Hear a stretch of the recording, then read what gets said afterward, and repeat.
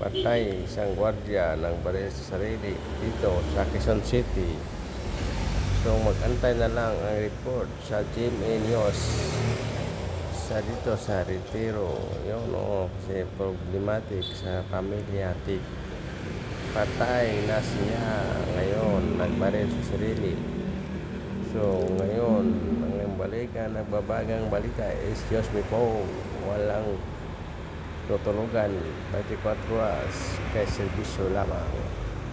So yan na, antay natin bumunot siyang baril na 45. Yan, patay na siya. Ayun isa na, pumutok na siya.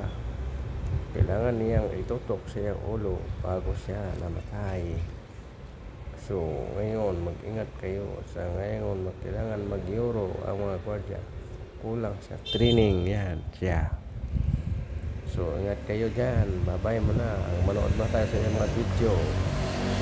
Para ngayon lang ako, serbisyo lamang ang ating pinagdiligan. Babayong na. Patay na kailangan nyo ang baril niya. Yun, patay na yan. Duguan na yan. Isang putok. Isang yan. Bye-bye.